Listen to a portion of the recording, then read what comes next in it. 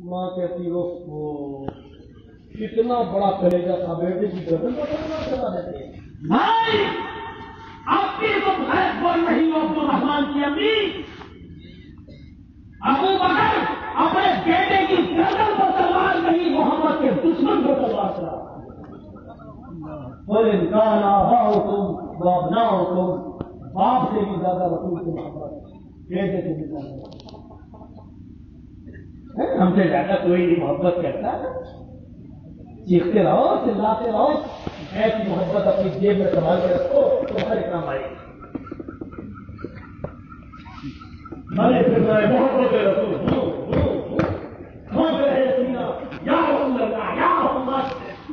Pocket میں سنبھال کے رکھو. یہ محبت نہیں چاہیے، اچھی محبت. اسلام کو ضرورت نہیں تمہاری سوچ نہیں. اسلام ایک محبت تمہاری، ایک محبت کو اسلام اس محبت کا مطالبہ کرتا ہے. اگر یہ محبت دے سکتے ہو تو 34 بار گیا ہوں جیل میں، ان کی یاد ہے 34 بار. کوئی ایک مول گئے ہیں، کوئی بیوی کو سگریٹ سے جلانا تھا، وہ آیا، مولی بہت آئے میرے ساتھ ہیں، لیکن دین کے لیے کوئی نہیں آیا. مودی یوگی کے خلاف بولتے ہوئے کوئی نہیں آیا. ہم ایک مولانا صاحب سے پوچھا تم کس لیے آئے ہو؟ میری بیوی نے دہیج کا کیس لگا دی. اچھا تم دہیج مانگتے تھے؟ ارے کچھ نہیں مانگتا تھا مولانا صاحب، آج کل ایک تھپڑ مار تو دہیج کا کیس لگا.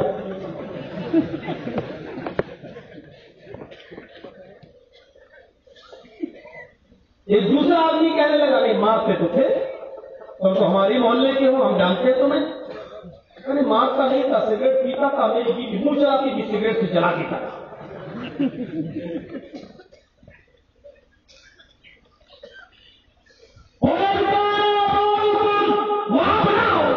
آپ سے بھی زیادہ رسول سے محبت، اولاد سے زیادہ، اولاد سے زیادہ دیکھیے. ابو بکر کا واقعہ، یہ بہت واقعہ سنا تھا.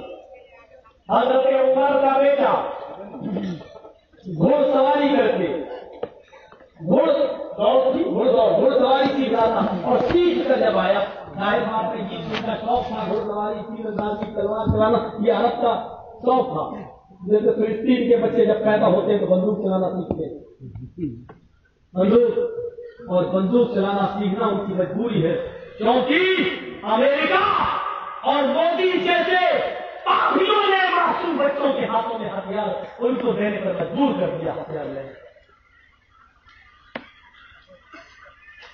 ان معصوم بچوں کے ہاتھ میں قلم ہونی چاہیے تھی، لیکن ان ظالموں نے ان کے ہاتھوں کو پسٹل اور AK-47 کمانے پر اور سکھانے پر مجبور کر دیا. ان کی ماں کہتی بیٹے اب یہ دور قلم کا نہیں. ملک شام کے اندر اس وقت 6 نمازیں ہو رہی ہیں، فجر، ظہر، عصر، مغرب، عشاء، اور 6वीं نماز جہاں جب گولیوں کی بوچھاریں ہوتی ہیں، لاٹھیوں کی برسات ہوتی ہے، تو ہندو بیچارہ یہی کہتا ہے کہ تو مسلمان مارا گیا ہے. ہم یہ آپس میں ایک دوسرے کو کہہ رہے تو کافر، وہ کہہ رہا ہم کافر، ہم کہہ رہے تم کافر، وہ کہہ رہا تم کافر. ایک ہندو ہی ہے تو ہمیں مسلمان سمجھ رہا ہے. میرے پیارے ساتھیوں، یہ گھر کے جھگڑے گھر میں نپٹا لیں گے، لیکن اس موقع پر تو ایک ہو جاؤ. تمہیں نہیں معلوم کہ اس وقت حکومت کی پالیسی کیا ہے. یہ لڑکیاں جو یہاں پڑھ رہی ہیں اور گھوم رہی ہیں، ٹہل رہی ہیں، کالجوں میں یونیورسٹیوں میں جا رہی ہیں، لکھو میرا تمہارے قلم میں جوڑا ہے تو لکھو. مولوی جرجیت دکان کے جو اعلان کر رہا ہے لکھو.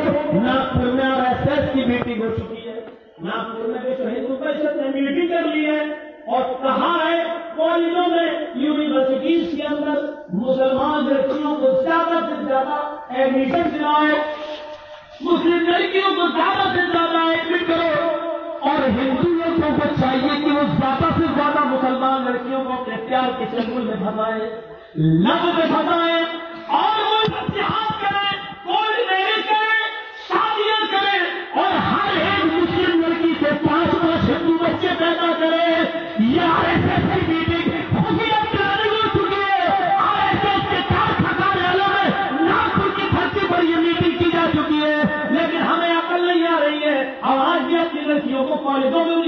यूनिवर्सिटियों में पढ़ा रहे हैं, मदरसों में भेजने का नाम नहीं ले रहे। हमारी बच्चियां, हमारी लड़कियां गैर मुस्लिम लड़कों के नंबर अपने मोबाइलों में रखे हुए हैं, उनको कॉल कर रही है, फेसबुक चला रही है, व्हाट्सएप कर रही है, मैसेज चला रही है, मैसेंजर यूज कर रही है, और उनके साथ कॉलेज के कैंटीन में बैठ के चाय पी रही है। हम समझते हैं कि हमारी लड़की पढ़ने जा रही है, लेकिन वो 2 घंटे के लिए होटलों में जाते हैं, होटल के साथ स्टेटस दिए गए 200-300 रुपए में होटल मिल जा रहा है, और लड़की को तो कुछ देना ही नहीं है, बस मोबाइल में पैसा भरवा दो, और ये चीज बेच रही है, नीलाम कर रही है। मेरे भाइयों घोर कर ये प्लानिंग हो चुकी है, ये मंसूबे बनाए जा चुके हैं। हम आह भी करते तो हो जाते हैं बदनाम, और तुम कभी भी करते हो तो चर्चा नहीं होता। मेरे भाइयों, ये प्लानिंग तुमने किया है, अगर हिम्मत है तो मौलवी जजीज पर केस करके दिखाओ, मैं सबूत और प्रूफ के साथ पेश करूंगा कि यार ऐसे के कार्यालय में किस तारीख में किस दिन ये मीटिंग हुई और ये प्लानिंग बनी है। मौलवी जजीज जो बात कहता है स्टेज पर हल कहता है, मेरी तकरीर खत्म होती है, दूसरी जगह कल नहीं जा पाऊंगा, ये तकरीर यूट्यूब पर पहले डाल दी जाएगी, पता नहीं कौन।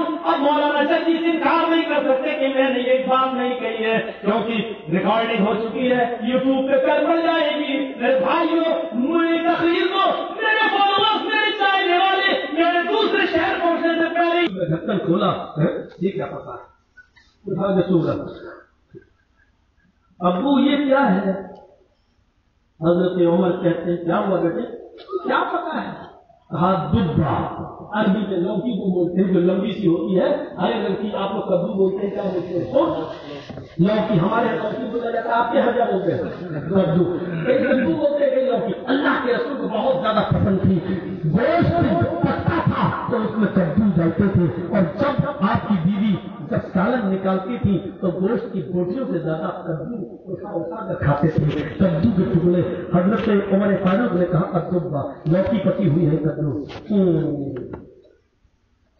ऐसे ये भी कोई खाने वाली चीज? ऐसे अपने बाप को देख रहा, ये भी कोई खाने वाली चीज नहीं है, खा असल ऐसे ये भी कोई खाने वाली चीज नहीं। क्यों? जब बेटा ये कह रहा था, उसी वक्त हजरत उमर ने तलवार नियाम से निकालना शुरू, और जब बेटा ये कह रहा था ये भी कोई खाने वाली चीज है, तब तलवार निकल चुकी थी, मैंने निकाला और पूरा पेट भर के खाया, और खाने के बाद जब फारिग हुआ तो हजरत उमर ने तलवार को मियां में रखते हुए फरमाया, बेटा आज मना कर दिया, शायद तुझे मसला मालूम ना हो, बेटा आज मना कर दिया, अगर आइंदा लौकी खाने से मना करा तो मेरी तलवार तेरी गर्दन नहीं छोड़ेगी, उड़ा दूंगा तेरी गर्दन, क्योंकि मैंने अपने नबी को देखा है, गोश्त बन के सामने आता था तो गोश्त की बोटियों से ज्यादा कद्दू के टुकड़े खाते थे, उठाकर ये कद्दू मेरे नबी के महबूब ग़िज़ा है, अगर आइंदा लौकी खाने से कद्दू खाने से मना किया या ना को मुंह बनाया तो काबे के रब की कसम और साथ की कसम करके कब्ज़े में उमर की जान है, मेरी तलवार तेरी गर्दन को उतार देगी। मैं ये ही देखूंगा कि कटने वाली गर्दन मेरे बेटे की है, बल्कि ये देखूंगा कि कटने वाली गर्दन मेरे रसूल की ग़िज़ा से नफरत करने वाली। इस मोहब्बत में ना यार, इस मोहब्बत के आगे हमारी मोहब्बत कैसी लगेगी जरा बताओ? कितने परसेंट है मुसलमान? 1% भी हम नजर आ रहे हैं लोग। और इधर तो हम जैसे मौलवियों को अगर खाने में मुर्गा न मिले तो अगले साल 1.5 नहीं मिलेगा। क्या हुआ साहब, मौलाना साहब नहीं था, बीजेपी गवर्नमेंट के दायरे में पाबंदी लगी हुई है, हम नहीं खिला पाए, आपको सब्जी खा लीजिए, सजना वजना की सब्जी ला के रख दिया, ठीक, अगले साल मौलाना साहब बेटा हमें डेढ़ देने, मेहमान नवाजी करना जानते नहीं, सरसों का साग खिला दिया। अल्लाह करे ये सब मौलवी ऐसे ना हो, सब ना हो। मैं ऐसे मौलवी को जानता हूँ जिसके बाकायदा जलसे की डेढ़ देने से पहले कहा था कि मंगोल मछली मिलनी चाहिए, और वो भी फ्राई मिलना चाहिए, और सुनो आप चाहे कितनी लाइए लेकिन 1 किलो मेरे लिए होनी चाहिए। نام نہیں لوں گا، کسی کا نام نہیں لینا چاہیے، اسی علاقے کا مولوی ہے میرے بھائیوں۔ اسی علاقے کا مطلب مجھوا ڈھونڈنے لگو، اس علاقے کا مطلب کسی جھارکھنڈ کا کام ہو۔ میرے بھائیوں سنو، قل ان کان آباؤکم وابناؤکم واخوانکم وازواجکم، اپنے باپ سے زیادہ، اپنی اولاد سے زیادہ، اپنے بھائیوں سے زیادہ رسول سے محبت، وازواج، بھائی سے بھی زیادہ رسول سے محبت ہونی چاہیے۔ ایک بھائی دوسرے بھائی کے لیے جان دے دیتا ہے۔ میرا چھوٹا بھائی مجھ سے کہتا روتے ہوئے آیا، کیوں آیا؟ فلاں آدمی نے مجھے میری ماں کی گالی دی، مولوی جدید کو بھی غصہ آ گیا، بھائی کو مارا تو میں نے بھی اس کو مارا۔ ایک مثال، جو بھائی بھائی کے لیے اپنی جان دیتا ہے، یہ بھائی بھائی کے لیے اپنی قربانی دینا گوارا کر لیتا ہے۔ سنو، اس بھائی سے بھی زیادہ رسول سے محبت ہونی چاہیے۔ اگر رسول کچھ کہے اور بھائی کچھ کہہ رہا ہو تو رسول کی محبت کو قربان نہ کیا جائے، بھائی کی محبت کو قربان کر دیا جائے، بھائی کی محبت کو چھوڑ دیا جائے، لیکن رسول کی محبت کو قربان نہ کیا جائے۔ اور ایک ایسا منظر میں تمہیں دکھانے جا رہا ہوں، اور تمہیں تمہاری بیویوں سے زیادہ رسول سے محبت ہونی چاہیے۔ یہ نہیں کہا جا رہا کہ بیوی سے محبت نہ ہو، بیوی سے محبت کرو، لیکن بیوی کوئی ایسی بات کرے اور ایسا کام کرنے کو کہے کہ رسول اس کے خلاف ہو یا نبی کی شریعت اس کے خلاف ہو، تو ایسے موقع پر بیوی کی محبت کو قربان کر دیا جائے، لیکن رسول کی محبت کو قربان نہ کیا جائے۔ ابو داؤد پڑھیے، کتاب الجہاد کا چیپٹر کھولیے، ایک عورت کا منظر دیکھیے، کہتا ہے صحابی رسول، اللہ کے نبی، میری بیوی نے والد تھی، میری بیوی کے پیٹ میں بچہ تھا اور اس سے 2 بچے پہلے ہی سے پیدا تھے۔ اللہ کے نبی، میری بیوی سے 2 بچے پہلے سے پیدا تھے، ایک بچہ میری بیوی کے پیٹ میں تھا، وہ 2 بچے جو پیدا ہو چکے تھے مثل اللؤلؤتین، بالکل موتیوں کی طرح تھے، بالکل موتیوں کی طرح تھے۔ اللہ کے نبی، لیکن میری بیوی آپ کو گالی دیتی رہتی تھی، الٹا سیدھا بولتی رہتی تھی، جب بھی میں اس کو سمجھاتا وہ آپ کو گالی دیتی۔ میں کہتا آج نبی کے اوپر یہ آیت نازل ہوئی، وہ گالی دیتی، وہ آپ کو برا بھلا کہتی۔ ایک دن میرے دونوں بچے بھوکے تھے، دسترخوان پہ کوئی ہانڈی نہیں رکھی تھی، پکنے کے لیے میں نے کوئی انتظام نہیں کیا تھا، اس لیے کہ میں آپ کی محفل میں بیٹھا ہوا تھا۔ اے اللہ کے رسول، آپ نے قرآن کی آیت کی تشریح کرنا شروع کی، مجھے یہی دیر لگ گئی اس کو سنتے ہوئے۔ اے اللہ کے نبی، جب میں گھر پہ گیا تو میری بیوی آپے سے باہر تھی، چیختی رہی، چلاتی رہی، محمد کی بکواس سنتے رہتے ہو، بچوں کی فکر نہیں ہے، کھانے پکنے کی فکر نہیں ہے، بچوں کے پیٹ کی آتے قل اللہ پڑھ رہی ہے، اور تمہیں محمد کی بکواس کرنے کو فرصت نہیں ملتی۔ وہ جس نے باپ کو بیٹے سے، بیٹے کو باپ سے جدا کر دیا، جس نے بیوی کو شوہر، شوہر کو بیوی کو جدا کر دیا، تو اسی کی بکواس سنتے رہتے ہو۔ وہ ادھرمی ہے، وہ باپ دادا کا دین کیا ہے وہ نہیں جانتا، وہ سامی ہے، وہ بدین ہے۔ جب اس نے آپ کو گالی دی، میں چیز کر رہا لیکن وہ نہ مانی۔ اے اللہ کی نبی، آپ کو گالی دیتی رہی، اونٹ کو ذبح کرنے کا، اونٹ کو نہر کرنے کا خنجر میری آنکھوں کے سامنے پڑا تھا، میں نے اس کو بہت روکا لیکن وہ نہیں مانی۔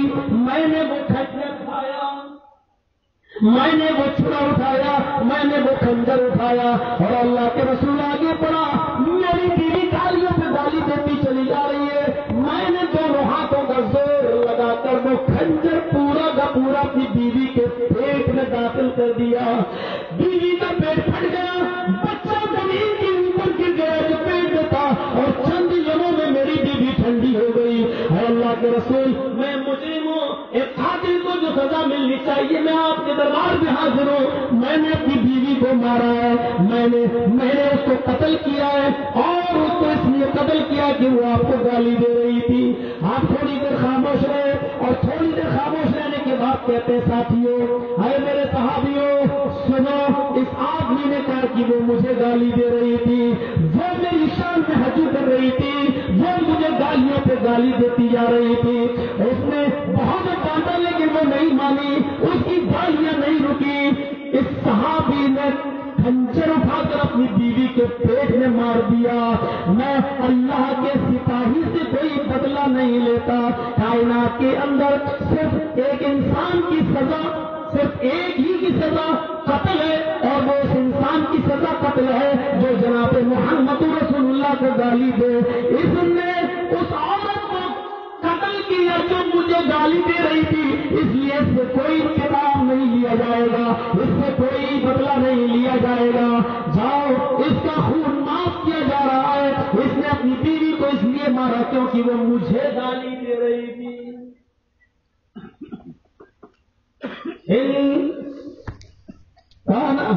إن كان آباؤكم وأبناؤكم وإخوانكم وأزواجكم، اپنی بیوی سے زیادہ رسول سے محبت.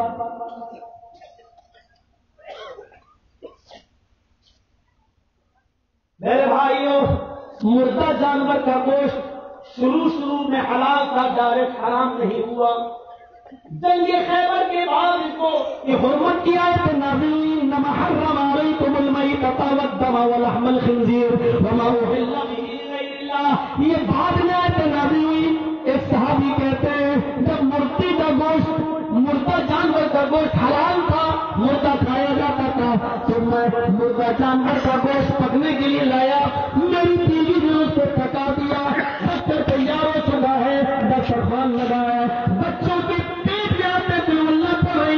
لیکن یہ صحابی مسجد میں بیٹھے نبی کا درس سن رہے ہیں. ابو داؤد پڑھیے میرے بھائیو، غور سے سنیے حدیث کو. وہ صحابی نبی کا درس سن رہے ہیں اور بچے اپنی امی سے کھانا مانگ رہے ہیں، کھانے کا مطالبہ. لیکن ماں اپنے بچوں کو سمجھا رہی ہے، بیٹے رک جاؤ، تمہارے ابو آنے والے ہیں، یہاں دسترخوان لگائیں گے اور کھانا کھائیں گے. تمہارے ابو بھی ہوں گے، کیا تم اپنے ابو کے ساتھ کھانا نہیں کھانا چاہتے ہو؟ بچے ابو کا نام سنتے ہیں، کھانے کے لیے تو تھوڑا رک جاتے ہیں، لیکن بار بار امی ابو کب آئیں گے، ابو کب آئیں گے. یعنی اس ابو کے کب آنے کا سوال ان کی بھوک کو بتا رہا ہے کہ کتنی شدید ہے. تھوڑی دیر میں باپ آتا ہوا دکھائی دیا، بچے مارے خوشی کے کہتے ہیں امی ابو آ رہے ہیں، امی ہم دسترخوان پر بیٹھ جائیں. دسترخوان پر بیٹھ جاتے ہیں، ماں بیٹھی ہے، بچے بیٹھے، کھانا رکھا ہوا ہے، ہانڈی کے اندر گوشت پکا ہوا رکھا ہے. باپ گھر میں داخل ہوتا ہے، صحابی رسول. ماں دوڑتی ہے، بیوی کیا ہوا؟ بہت دیر لگ گئی. یا اللہ کے نبی کوئی خاص درس دے رہے تھے، بچے کب سے بھوکے، تمہیں جلدی آنا چاہیے تھا، بچے آپ کے بنا کھانا نہیں کھاتے. فرمایا میری بیوی کھانا کہاں ہے؟ ہانڈی میں رکھا ہوا ہے، آئیے آپ کی دسترخوان پر بیٹھ جائیے. تو صحابی رسول کہتے ہیں ہانڈی کہاں ہے؟ کب وہ رکھی ہوئی ہے؟ صحابی رسول آگے بڑھتے ہیں، پکی ہوئے گوشت کی ہانڈی کو اٹھاتے ہیں اور دروازے کے باہر جاتے ہیں اور پوری کی پوری ہانڈی نالی کے اندر پھینک دیتے ہیں. پکا ہوا وہ کھانا نالی کے اندر بہا دیتے ہیں. ہانڈی بھی مٹی کی تھی، اس ہانڈی کو بھی اسی نالی میں پھینک دیتے ہیں. بیوی کہتی ہے آپ نے کیا کیا؟ بچے ان کی آپ سے قل اللہ پڑھ رہی ہے، بھوک سے ان کا برا حال ہے اور آپ نے کھانا پکا ہوا یہاں پھینک دیا ہے. فرمایا میری پیاری بیوی، آج میں اللہ کے رسول کے درس میں تھا، نہانا رسول اللہ صلی اللہ علیہ وسلم عن لحوم المیتۃ، اور آج اللہ کے رسول نے ہمیں مردہ جانور کے گوشت کے کھانے سے منع کر دیا ہے، مردہ جانور کے گوشت کو حرام قرار دے دیا ہے. میں اپنے بچوں کا بھوکا رہنا گوارا کر سکتا ہوں، لیکن محمد رسول اللہ کی نافرمانی گوارا نہیں کر سکتا. وَإِنْ كَانَ آبَاؤُكُمْ وَأَبْنَاؤُكُمْ وَإِخْوَانُكُمْ وَأَزْوَاجُكُمْ، اپنے باپ سے زیادہ، اپنی اولاد سے زیادہ، اپنے بھائیوں سے زیادہ، اپنی بیویوں سے زیادہ محمد رسول اللہ سے محبت ہونی چاہیے. اب ہم غور کر کے بتائیں کیا ہم اس پس منظر میں پورا اتر رہے ہیں؟ کیا ہم اس پس منظر میں پورا اتر رہے ہیں؟ کیا ہماری عورتیں وہ جو زینب کی، جو رقیہ کی، جو ام کلثوم تھی، جو قرآن یہ کہہ رہا ہو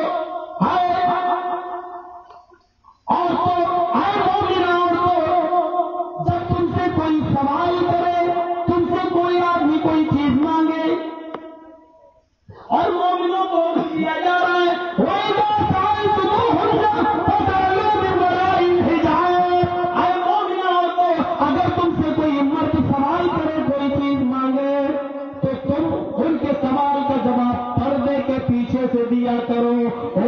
دیا کرو, پردے کے پیچھے سے ان کو جواب دیا کرو.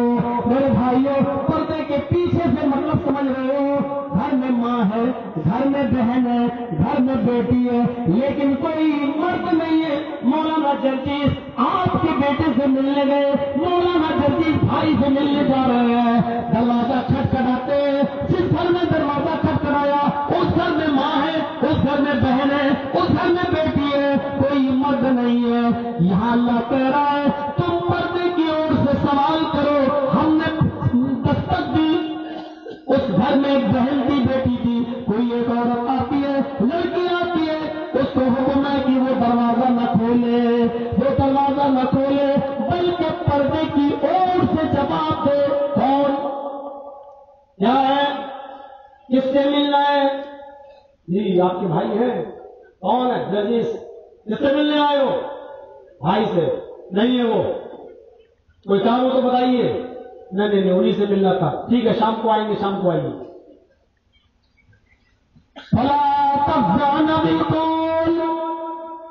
تمہارے قول میں, تمہاری بات چیت میں نرمی نہیں ہونی چاہیے, لچک نہیں ہونی چاہیے. جب تم پردے کی اور سے بات کرو تو بات میں نرمی نہیں, چاہے وہ مولوی جرجیز ہی کیوں نہ ہو, چاہے وہ بڑے سے بڑا پائے کا ذمہ دار اور باعزت آدمی کیوں نہ ہو. بھلا تخزانہ بالقول, جب بھی تم گھر کے اندر سے پردے کی اور سے بات کرو تو تمہارے قول میں نرمی نہیں, لچک نہیں ہونی چاہیے. اگر نرمی سے اور لچکدار آواز سے بات کرو گی, قرآن خدشہ بتا رہا ہے فَيَطْمَعَ الَّذِي فِي قَلْبِهِ مَرَضٌ, جس کے دل میں بیماری ہے, جس کے دل میں بیماری ہے, جس کے دل میں عشق کی بیماری ہے, محبت کی بیماری ہے, سیکس کا دل دادا ہے, لڑکیوں کی خوبصورت آواز اس کے ذہن کو گزیدہ کر دیتی ہے. جس کے دل میں بیماری ہے وہ تمہاری لچک آواز سے, وہ تمہاری نرم گفتگو سے اپنے دل میں طرح طرح کے خیالات پیدا کر لے گا, اپنے دل میں طرح طرح کے وسوسے پیدا کر لے گا. یار میٹھی آواز میں بات کر رہی ہے, بہت آواز اتنی اچھی ہے تو وہ کتنی اچھی ہوگی. ابھی تو بھائی سے ملنے آیا تھا, اگلے چکر میں تجھ سے ملنے آئے گا. نرمی نہیں ہونی چاہیے. اب نرمی کا مطلب یہ بھی نہیں کہ بدتمیزی ہو. مولانا جرجیز نے دروازہ کر دیا. کون جرجیز؟ کیا کام ہے؟ تمہارے بھائی سے ملنا. حق نہیں, حق کیوں آیا؟ یہ معلوم نہیں کہ گھر میں کوئی نہیں رہتا ہے, بعد میں آیا چل چل. اب یہ بھی بدتمیزی کرنے سے منع کیا, لیکن نرمی بھی نہیں. ایکسکیوز می, دروازہ کھول, چائے پی. بھائی نہیں ہے پھر بھی چائے پلا رہی ہے, باپ نہیں ہے پھر بھی دروازہ کھول رہی ہے. تو اب مولانا جرجیز ایک مثال دے رہا ہوں, اب مولانا جرجیز اگلے چکر میں تیرے باپ سے ملنے آئیں گے, تجھ سے نہ ملنے آئیں گے, کیونکہ دروازہ تو تو نے کھولا ہے, میں وہ گفتگو کا گوشہ پیدا کر دیا ہے. مولانا جرجیز بھی کوئی فرشتے نہیں ہے, انسان ہے. مولویوں کو فرشتے کے روپ میں دیکھنے کی ضرورت مت کرو میرے بھائیوں. مولوی کو آپ فرشتہ دیکھنا چاہتے ہو, کیوں دیکھو گے آپ؟ کیوں؟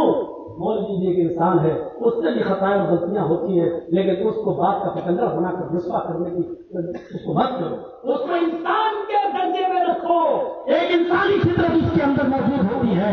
میرے بھائیوں, آپ اس کو رسوا کرے, ذلیل کرے, یہ صحیح نہیں ہے. لڑکی ایک انسان سے ہو سکتی ہے اور مولانا یہ بھی ایک انسان ہے. میرے بھائیوں, اللہ کے نبی فرماتے ہیں جس نے کسی کے عیب پر پردہ ڈالا, قیامت کے دن اللہ اس کے عیب پر پردہ ڈالے گا. قیامت کے دن اللہ اس کے عیب پر پردہ ڈالے گا. سلیمان ابن یسار ایک خلیفہ, ایک بادشاہ گزرے. سلیمان ابن یسار ایک خلیفہ, ایک بادشاہ گزرے.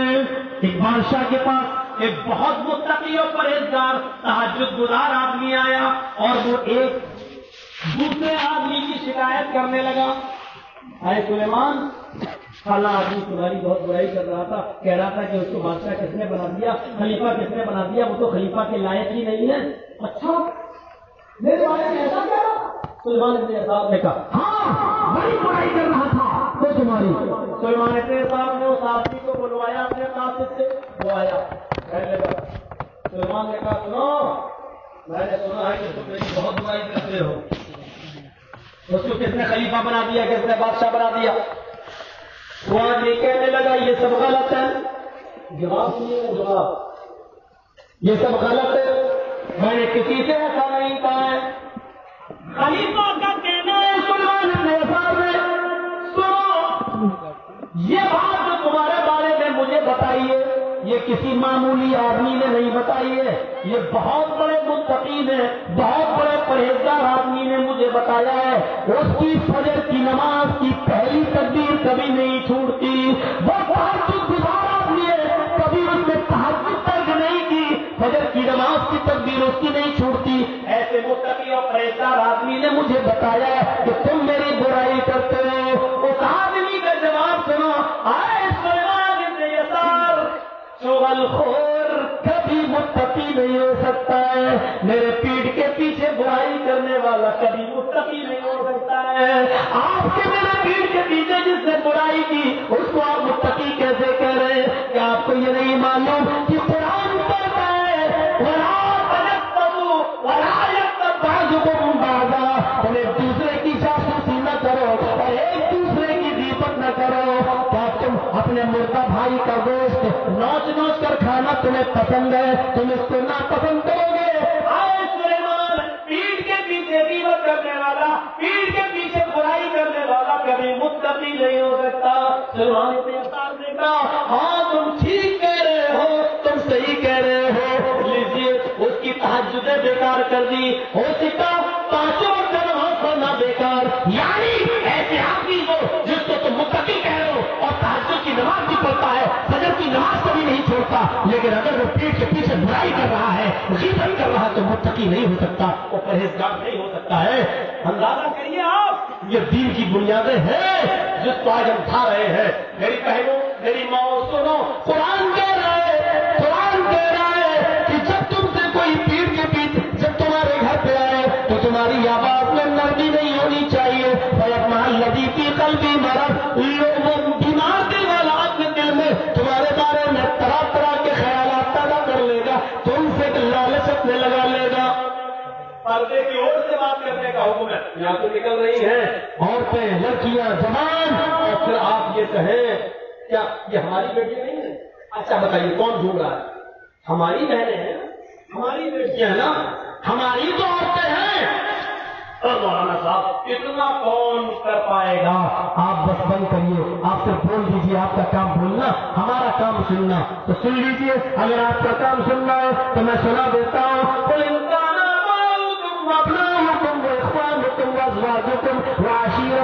اور تمہیں تمہارا پورا خاندان اللہ اور اس کے رسول سے زیادہ محبوب ہے, تو پھر انتظار کرو اللہ کی طرف سے آ جانے والے کسی عذاب کا. یہاں ایک بوڑھی عورت انصاری خاتون سجدے میں سر رکھے ہوئے ہیں اور اس کا پورا قبیلہ, اس کا پورا خاندان میدان احد میں لڑ رہا ہے. اس کا باپ میدان جنگ میں, اس کا بیٹا میدان جنگ میں, اس کا بھائی میدان جنگ میں اور اس کا شوہر میدان جنگ میں. یہ خود بوڑھی ہے, 70 کے پار کوئی اس کی عمر ہو چکی ہے, اپنا سر سجدے میں رکھے ہوئے ہیں. الہ العالمین محمد رسول اللہ کو اس جنگ میں فتح نصیب فرما دے, کامیابی نصیب فرما دے. ایک نوجوان گھوڑا دوڑاتے ہوئے آتا ہے, ماں سجدے سے سر اٹھا لے, کہنے لگی کیا ہوا بیٹے, کیا میدان جنگ میں نبی جیت گئے, کیا محمد رسول اللہ کامیاب ہو گئے؟ کہا نہیں ماں, ابھی جنگ تو چل رہی ہے, ابھی ہار جیت کا فیصلہ نہیں ہوا ہے. تو پھر تو کیوں آ گیا ہے, میدان چھوڑ کر تو کیوں چلا آیا ہے, گھوڑا لے کر کیوں آ گیا ہے؟ ماں تجھے خبر دینے آیا ہوں. کہا کیا خبر؟ کہا ماں تیرا بھائی میدان جنگ میں شہید ہو گیا. میرے نوجوان بیٹے, میرا بھائی میدان جنگ میں گیا تو کیا ہوا؟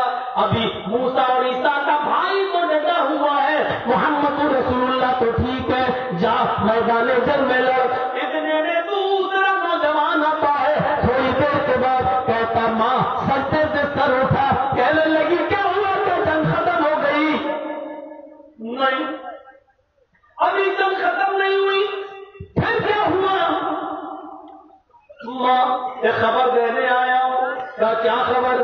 کہا ماں میدان جنت تیرا باپ قتل کر دیا گیا ہے, کلیجے پہ چوٹ لگی, کوئی بات نہیں, فاطمہ کا باپ تو زندہ ہے. ہاں ٹھیک ہے, لڑنے تو میدان جنت, ابھی چلنے تو. سجدے میں سر رکھے ہوئے دعاؤں میں دعائیں مانگ رہی ہے. اتنے میں تیسرا آیا, ماں سجدے سے سر اٹھا, بیٹے اب کون اس دنیا سے چلا گیا؟ کہا تیرا بیٹا میدان جنگ میں قتل ہو گیا ہے, تیرا بیٹا شہید کر دیا گیا. آنکھوں میں آنسو آ گئے لیکن زمین پر نہیں گرنے دیے.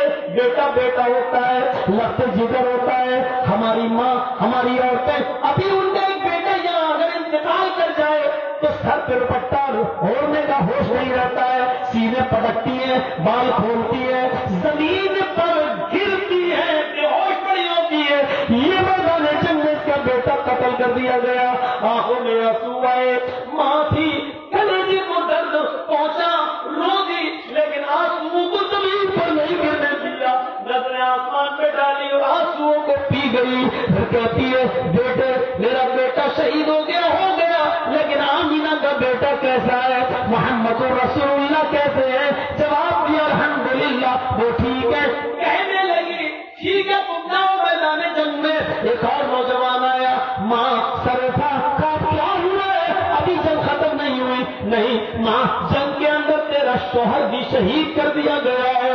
کلیجے پہ چوٹ لگی, سر کا سایہ ہوتا ہے, بڑھاپے میں سہارا بنتا ہے شوہر, لیکن آج وہ شوہر کی میدان جنگ میں قتل شہید. کہنے لگی بیٹا میرا شوہر میدان جنگ میں شہید ہو گیا ہے, لیکن آئی خدیجہ کا شوہر کیسا ہے, سودا کا شوہر کیسا ہے, عائشہ کا شوہر کیسا ہے؟ الحمدللہ وہ ٹھیک ہے.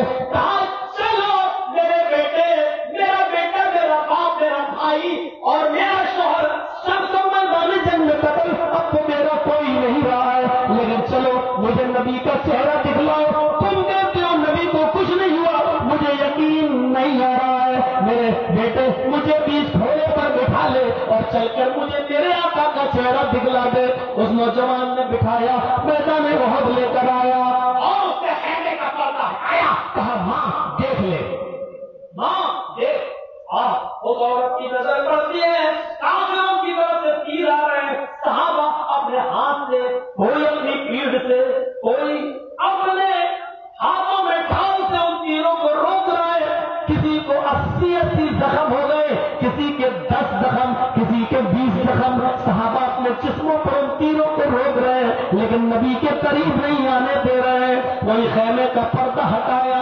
دیکھ لے, تو کہہ رہی نبی کو کچھ ہوا تو نہیں, دیکھ لے اپنے نبی کو. خیمہ ہٹاتی ہے, بوڑھی تھی, اس نے جیسے ہی محمد رسول اللہ کو دیکھا وہ دیکھتی گئی اور مسکراتی گئی, دیکھتی گئی مسکراتی گئی.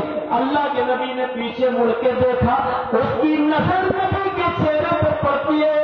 اس نے چہرے کی خوبصورتی دیکھی, وہ چہرے کے مصر کی عورتوں نے یوسف کو دیکھا, محمد رسول اللہ کو نہیں دیکھا.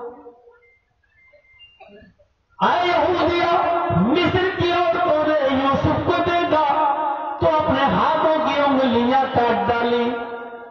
اگر مصر کی عورتیں ہمارے شوہر کو جناب محمد رسول اللہ کو دیکھ لیتی, لو رأینا جمال حبیبی لقطعن قلوبہن, اگر وہ میرے نبی کو دیکھ لیتی تو انگلیاں نہیں بلکہ دلوں کو کاٹ ڈالتی, انگلیاں نہیں بلکہ دلوں پہ چھریاں چلا لیتی. اور پھر مثال پیش کی, آئے یہودیہ, مصر کی عورتوں نے یہودی, یہودیہ مصر کی عورتوں نے یوسف کو دیکھا تو اپنی انگلیاں کاٹی, لیکن مدینے کی عورتوں نے جب محمد کو دیکھا تو اپنا بیٹا میدان جنگ میں کٹوا دیا, اپنا شوہر میدان جنگ میں کٹوا دیا, اپنا باپ اور اپنا بھائی میدان جنگ میں کٹوا دیا.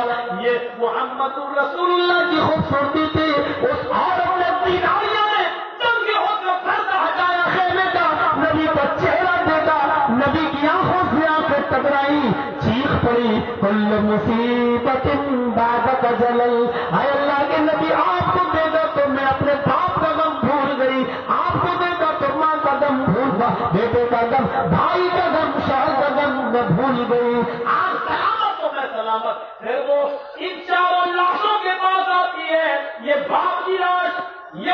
بیٹے کی لاش، یہ بھائی کی لاش، یہ شوہر کی لاش، ان چاروں لاشوں کے پاس آ کر بیٹھ جاتی ہے.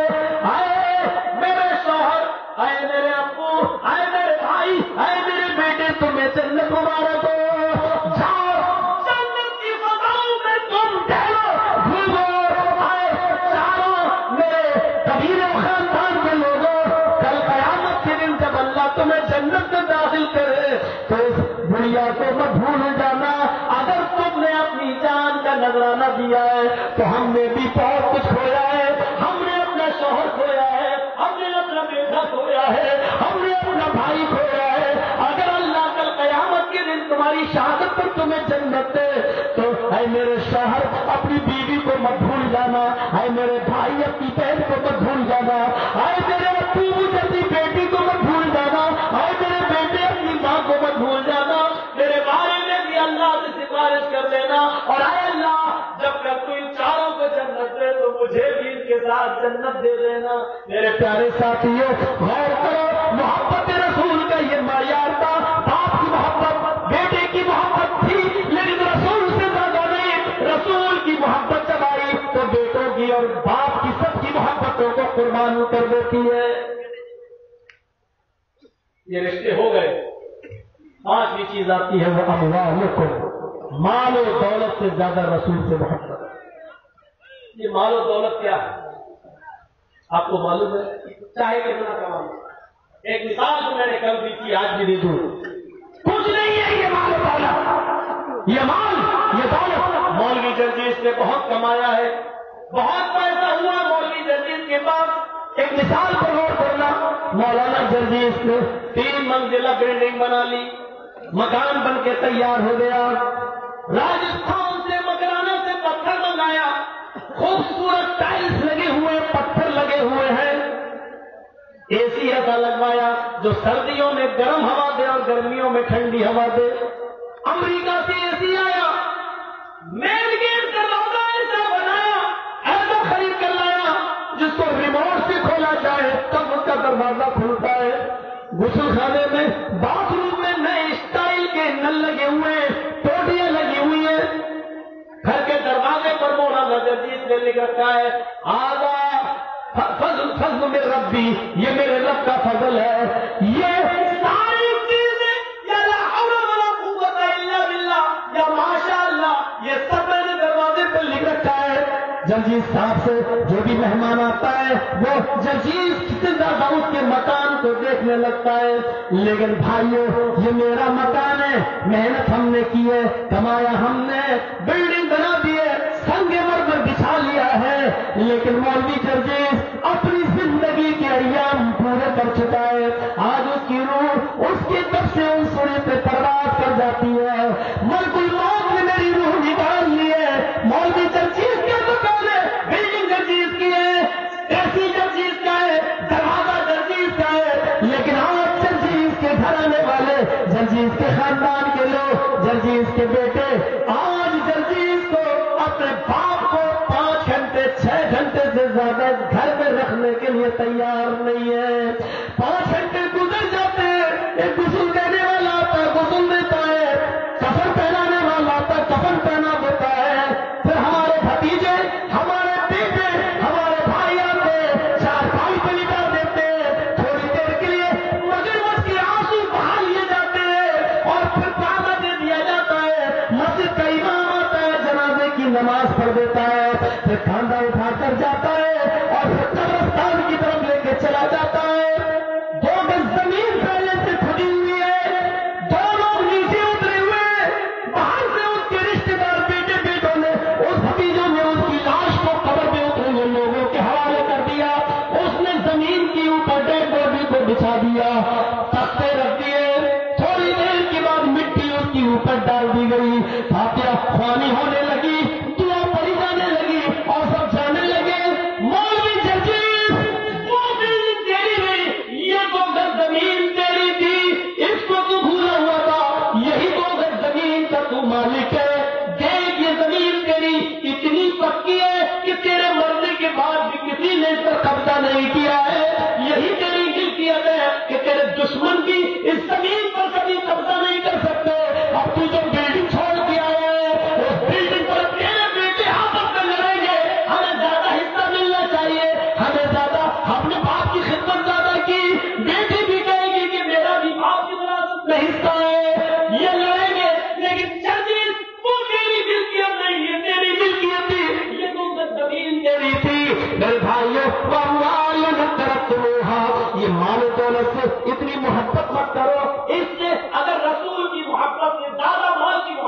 गई तो अल्लाह की तरफ से आने वाले अज़ाब का इंतजार करो।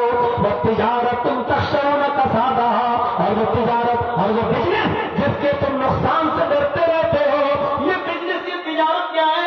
आज तुमने क्या कमाया, कल घाटा भी हो सकता है। उस बिजनेस की तरफ जाओ। हलादिल्लु कुमारा तिजारत तुम जी को मिला बार बार कुरान चीज करके आओ एक ऐसी तिजारत की तरफ, एक ऐसे बिजनेस की तरफ जो तुम्हें अज़ाब अलीम से बचा सके।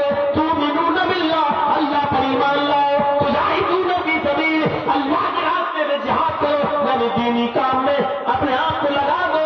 इस तिजारत से ये तिजारत होनी चाहिए। और वो तिजारत जो हम और आप कर रहे हैं, अगर जिसके नुकसान का डर हमें और आपको लगा हुआ है, अगर इसकी मोहब्बत अल्लाह और उसके रसूल से ज्यादा हो गई तो अज़ाब इलाही के आने का इंतजार करो। और वो मसाकिन तर्ज़ौनहा अहब्बा इलैकुम मिनल्लाह, और वो मकान जिसमें तुम रहते हो, ये मकान है मौलाना तजलीस का, बहुत खूबसूरत है। अगर इसकी मोहब्बत अल्लाह और उसके रसूल की मोहब्बत से ज्यादा हो गई तो हम अज़ाब इलाही का इंतजार करें। एक सहाबी मकान बना रहे, बड़ा खूबसूरत मकान बना दिया, अल्लाह के रसूल वहां से गुजर रहे हैं, देखा मजदूरी कर रहे हैं, मकान बड़ा खूबसूरत है, दुआ दी, अल्लाह इस अंसारी नौजवान को और बरकत दे, माशाअल्लाह मकान बहुत अच्छा है। लेकिन अचानक नजर गई छत के ऊपर, उस बिल्डिंग के ऊपर, तो उस पर गुंबद बना हुआ है। लोग जब मस्जिद में गुंबद बना देते हैं ना, मस्जिद में वो गुंबद बना हुआ है। ये क्या है?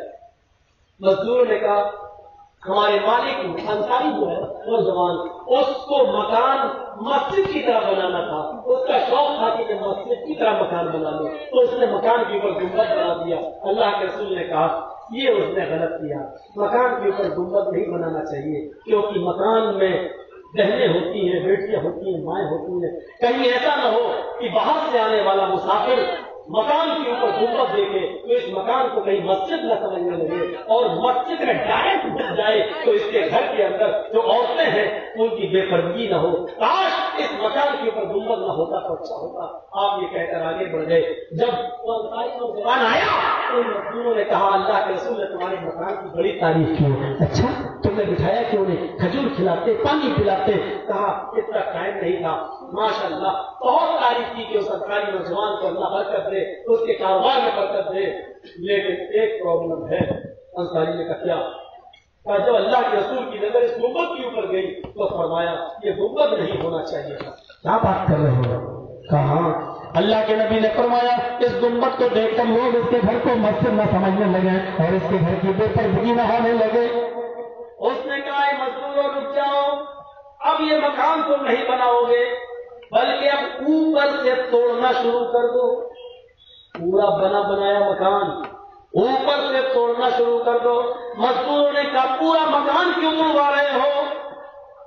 मकान मेरा, मैं जैसा कहूं वैसा करो। मजदूरों ने कहा इतनी मेहनत से मैंने ये मकान बनाया और तुम पूरा तोड़वा रहे हो। अरे गुंबद हटवा दो। सुनो, शाम का सूरज डूबने से पहले पूरा का पूरा मकान गिर जाना चाहिए। सूरज डूबने से पहले मजदूरों ने पूरा मकान गिरा दिया। कहा ये मलबा पूरा का पूरा उठाओ और बाहर फेंक दो।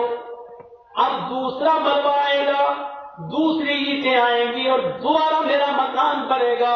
मजदूरों ने कहा यही ईंटें काम आ जाएंगी। उस नौजवान ने कहा मेरे नबी ने जब गुंबद पर नजर डाली और गुंबद पर नजर नापसंदीदा नजर की, नफरत की नजर थी, वो नजर जब गुंबद से नीचे आई होगी तो पता नहीं नबी की वो नजर, नबी की वो आंख मकान की किसके दिल की ऊपर पड़ गई। अब मैं उस ईंट को इस मलबे में रहने नहीं दूंगा जिस ईंट के ऊपर मोहम्मद रसूलुल्लाह की नफरत की नजर पड़ी है। अब दोबारा मलबा आएगा, दोबारा मकान बनाया जाएगा। मेरे प्यारे साथियों, मकान से ज्यादा मोहम्मद रसूलुल्लाह से मोहब्बत।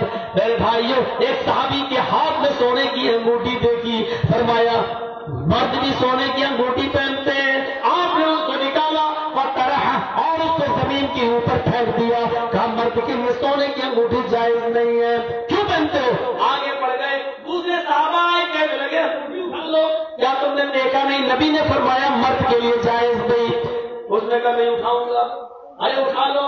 मर्द के लिए सोना पहनना हराम है लेकिन औरतें तो पहन सकती हैं। घर में माँ बहन बेटी को दे देना। اس نے کہا میرے نبی نے وہ انگوٹھی میری انگلی سے نکال کر میرے ہاتھ میں دی ہوتی اور یہ کہا ہوتا کہ تیرے لیے جائز نہیں ہے، اپنے گھر میں ماں بہن بیٹی کو دے دے، عورتوں کے لیے جائز ہے، تو میں اس کو رکھ لیتا، لیکن میرے نبی نے تو انگوٹھی پر ہی نفرت کی نظر ڈال دی، اس کو انگلی سے نکال کر زمین پر پھینک دیا، اور جس چیز پر میرے نبی نے نفرت کی نظر ڈال دی اس انگوٹھی کو میں اپنی ماں بہن بیٹی کو بھی پہنانا گوارا نہیں کرتا۔ محبت کا معیار یہاں سے اپنے آپ کو سمجھنے کی کوشش کرو، یہ ہے محبت۔ یہ موبائلوں میں تقریریں بھر رہے ہیں مولانا جرجیت کی، اور انہی موبائلوں کی اگر میموری کارڈ میں جائیں تو وہ گانے بھی بھرے ہوں گے تیری آنکھیں جھکی جھکی، اور وہ کون سا چولی کے نیچے کیا ہے، بے شرم گانے۔ میرے بھائیوں انہی موبائلوں میں کتنی جلدی چھپا لیے موبائل۔ مولانا صاحب کہیں اسے مانگ لگے تھے ایک کا موبائل چھین لوں جو تقریر بھر رہے ہیں اسی کی میموری میں جائیں تو اسی میں اپنی گرل فرینڈ کی تصویریں بھی ہوں گی، اسی میں فلمیں بھی ہوں گی، اسی میں گانے بھی ہوں گے۔ مولانا جرجیت کی تقریریں بھی اسی میں ہیں، راضی رہے رحمان بھی اور خوش رہے شیطان بھی۔ ہم تو دونوں کا کام لے رہے ہیں۔ قیامت کے دن اگر اللہ نے جہنم میں پھینک دیا تو شیطان سے مدد لیں گے، جنت میں چلے گئے تو رحمان سے مدد، خوش رہے رحمان بھی راضی رہے شیطان بھی۔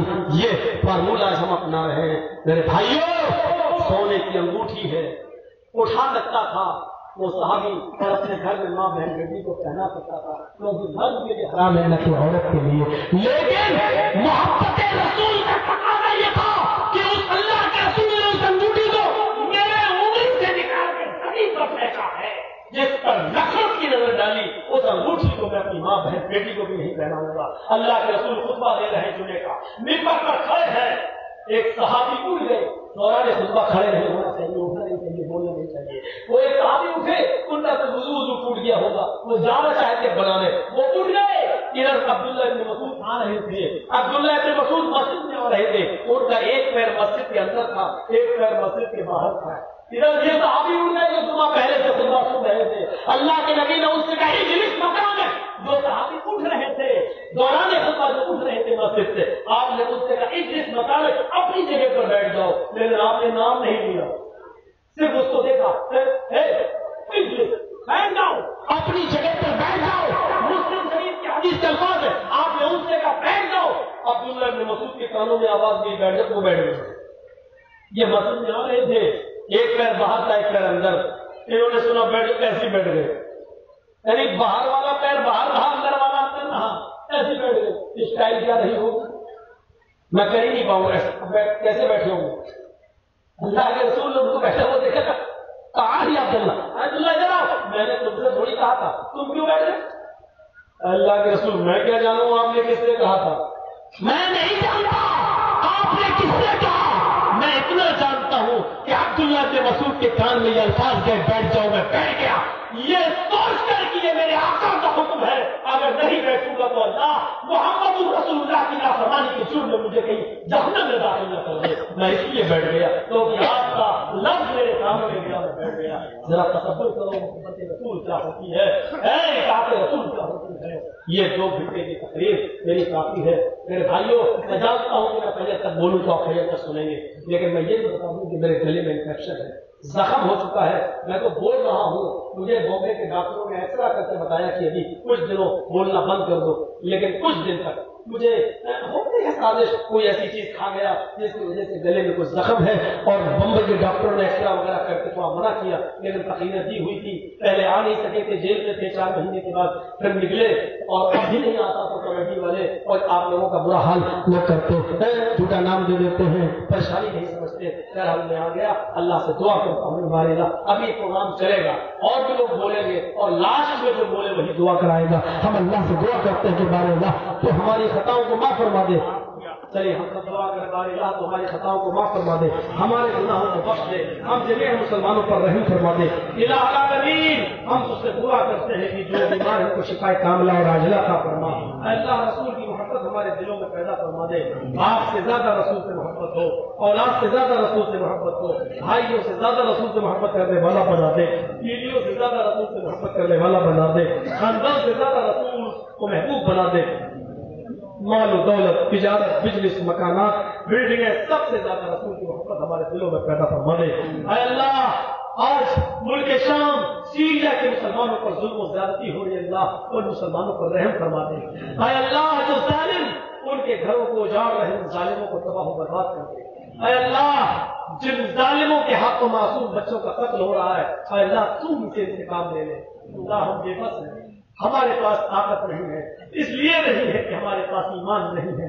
اے اللہ یا تو ہمارے اندر پکا سچا ایمان پیدا فرما دے، ہم خود انتقام لے لیں، یا اللہ تو ان کو انتقام لے کر ان کو تحس نحس کر دے، ان ظالموں کو اس ہستی سے میٹ دے۔ اے اللہ ان بیوہ عورتوں کی چیخیں ہمارے کانوں میں جا رہی ہے لیکن ہم کچھ نہیں کر سکتے ہیں، ان یتیم بچوں کی رونے کی آواز ہمارے کانوں میں جا رہی ہے لیکن ہم خود آپس میں لڑ رہے ہیں کہ ہم حنفی ہیں، ہم اہل حدیث ہیں، تیرے پیچھے میری نماز نہیں، میرے پیچھے تیری نماز نہیں۔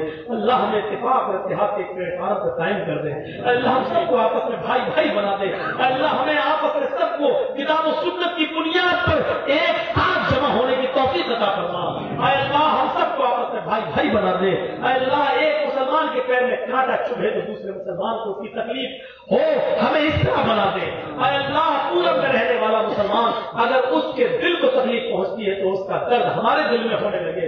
اے اللہ جس طرح جسم کے کسی حصے کو تکلیف پہنچتی ہے تو پورا جسم کراتا ہے، پورا جسم محسوس کرتا ہے اس تکلیف کو۔ اللہ ایک مسلمان کی تکلیف کو سارے مسلمانوں کی تکلیف بنا دے، ایک مومن کی خوشی کو سارے مسلمانوں کی خوشی بنا دے۔ اے اللہ جو بیمار ہیں ان کو شفا عطا فرما، جو ہاسپٹل میں ایڈمٹ ہیں ان کی دواؤں میں صحت تندرستی کٹ کٹ کے بھر دے۔ اے اللہ جو تیری رحمت کو چاہ چکے ہیں ان کی قبروں کو نور سے بھر دے۔ اے اللہ ان کی مغفرت فرما دے، جنت الفردوس میں ان کو اعلیٰ مقام عطا فرما۔ اے اللہ جب تک تو ہمیں زندہ رکھ، اسلام پہ زندہ رکھنا، اور جب ہمارا خاتمہ ہو تو ایمان پر خاتمہ فرمانا۔ لا الہ الا انت سبحانک انی کنت من الظالمین۔ ربنا آتنا فی الدنیا حسنۃ وفی الآخرۃ حسنۃ وقنا عذاب النار۔ ربنا ظلمنا انفسنا وان لم تغفر لنا وترحمنا لنكونن من الخاسرین۔